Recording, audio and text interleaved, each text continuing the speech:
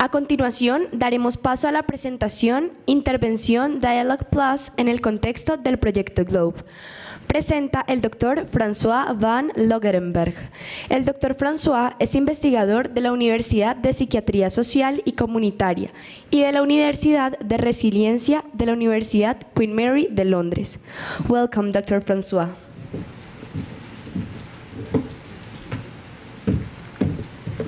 Good morning, everyone, and a special thank you to Dr. Gomez and the organizing team for inviting us to come and speak at this event. It's given us an opportunity to visit your beautiful country, hopefully not for the only time. We hope to be back regularly. I'm going to be talking a little bit this morning about Dialogue Plus, which is an intervention that's been tested in what we call the Globe Studies. And the Globe Studies are the NRHR funded global health research group developing psychosocial interventions. And the idea is that we find interventions that can be used in resource-constrained settings that are resource-sparing and that can be easily implemented in many different settings. And I'll talk today about the various settings in which we have been doing these studies. Right, so the NRHR Globe Group started in 2017 as a collaboration between Queen Mary University of London and 3 organizations, one in Bosnia-Herzegovina, one in Uganda, and then Javeriana University in Colombia. So that was the core of the group that started off developing these psychosocial interventions. Once that group had been established, additional funding was obtained, and 3 more partners were added to the group. So we added Peru, Argentina, and Pakistan. And so now we have 6 international partners working together, developing psychosocial interventions. The aims of the group as a whole were to explore and advance understandings of global mental health, to try and understand better what it means to talk about global mental health, to build research capacity in the partner countries, and improving care for patients with severe mental disorders who very frequently receive no treatment at all, or substandard treatment if it is available. So in terms of that first goal, exploring and advancing understandings of global mental health, the group as a whole attended regular global health seminars that were delivered in London. And of course, with COVID-19, we moved most of our activities online. And so these seminars will continue to be delivered online.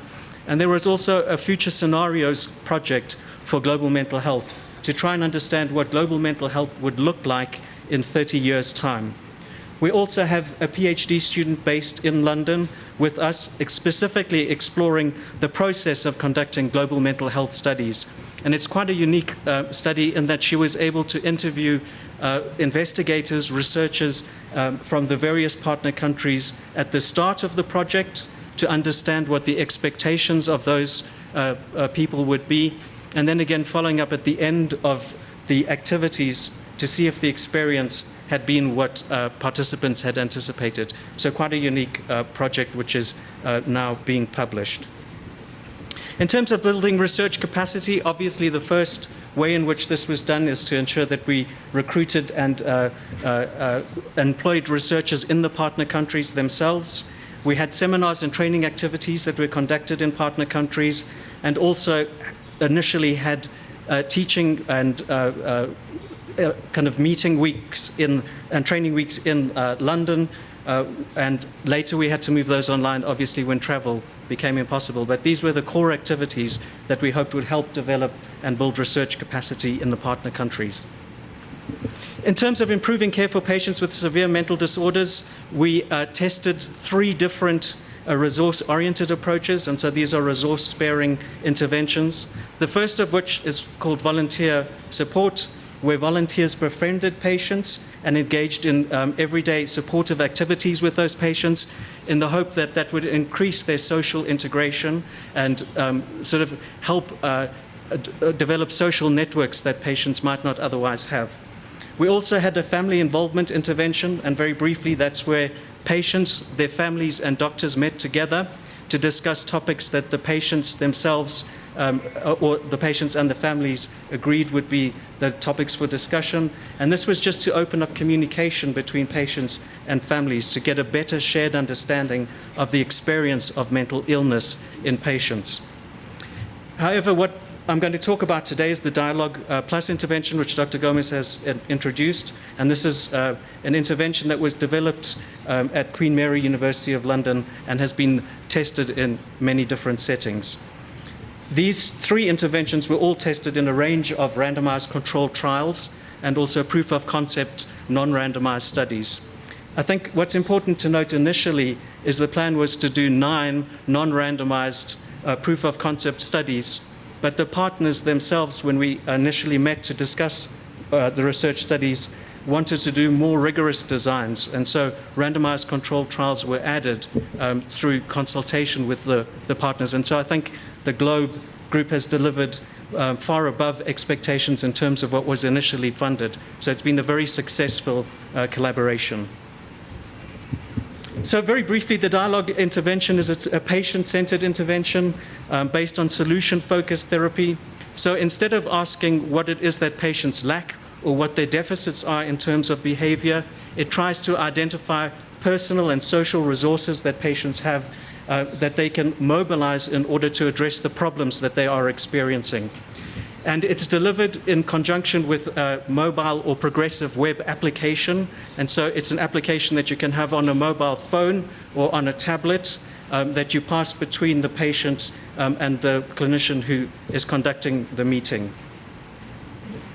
Very briefly, the process for delivering Dialogue Plus is the clinician or the healthcare provider invites the patient to rate themselves on several different life aspects or domains. And you can see on the diagram what the application looks like. Then the patient then looks at those 8 life domains, which include mental health, physical health, job situation, accommodation, leisure activities, friendships, and relationships with the family partner and their personal safety, and they rate it from totally dissatisfied through to completely satisfied. There are then also 3 treatment aspects that the patients rate, and they do that rating and then hand it back to the clinician, and this initiates a discussion with the clinician about the ratings that the patient has given. So once the patient has rated themselves on those 11 aspects, we then engage in a 4-step solution-focused process to identify the patient's own resources, so their personal and social resources that they can use to address the concerns raised. And usually the patients will select 3 of those domains that they wish to discuss further or get more help with. And the 4-step process really is about understanding. So the clinician first tries to understand why the patient is dissatisfied with certain aspects, why there's improvement in other aspects, or maybe from a previous meeting there has been a decrease in satisfaction. And so the idea is to understand why the patient is dissatisfied with certain aspects of their life, but also to understand which areas have improved and why those areas have improved despite being dissatisfied in certain aspects. The next step is the looking forward step, and basically that's asking the patient, what would the best case scenario be? What would be the thing that would make your life feel better in terms of that domain? And then you agree with the patient what the smallest step would be, the smallest thing they could do that may improve their situation. So nothing major, nothing overwhelming, just something small, manageable, and achievable for the patient themselves to enact. The next step is exploring options. So just discussing with the patient in order to make that small step, what kind of support would they need, who would they need to talk to, what would need to be mobilized to assist them.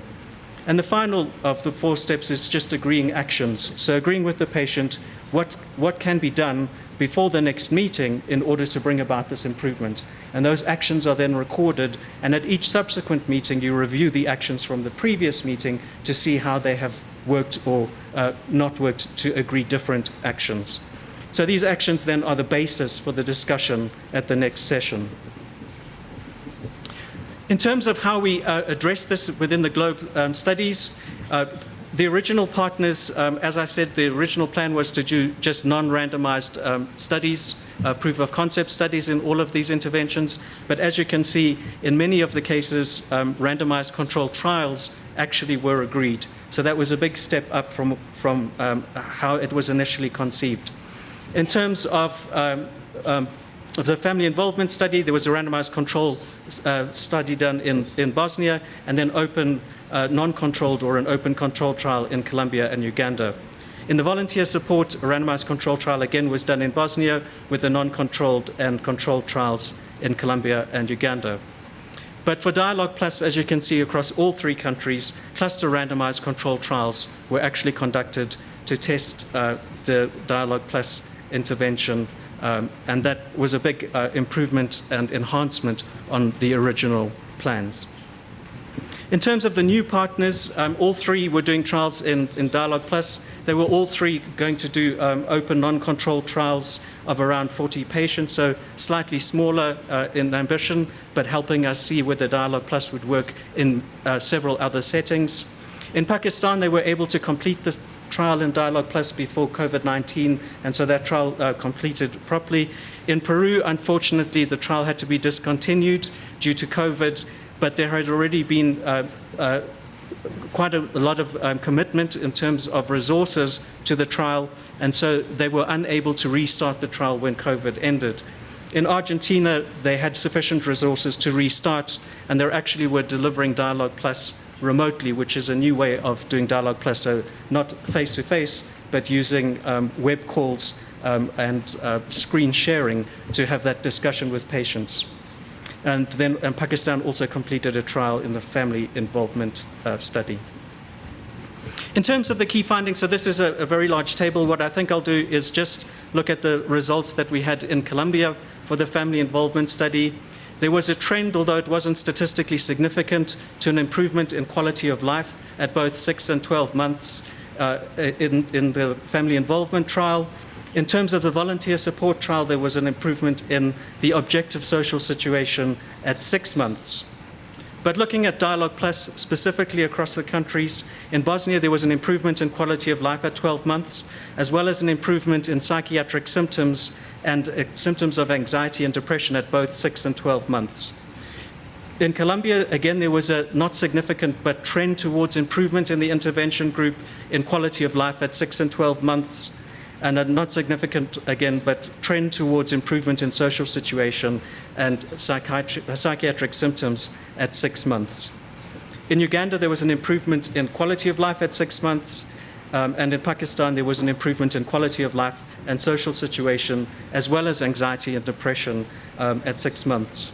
And I think if you look across this table, it shows a great deal of success and many positive findings in all of the partner countries relating to these interventions, particularly to Dialogue Plus. In addition to conducting the trials with patients with severe or other mental illnesses, in the teaching week in London in 2019, the investigators agreed that the management of chronic physical and mental health conditions within primary care is a priority. So patients in primary care settings who have chronic physical conditions frequently also have mental health concerns which were not being addressed. And so additional funding was obtained to test Dialogue Plus in primary care settings. And so this was tested in 1 to 2 primary care sites in Uganda, Bosnia and Herzegovina, and here in Colombia also.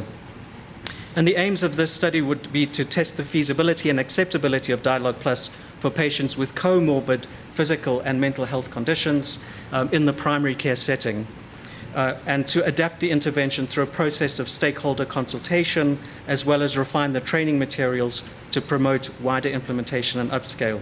So this was the first time Dialogue Plus was tested in a non-mental health care setting, being implemented by non-mental healthcare providers. So it is, again, a big step forward in the development of Dialogue Plus.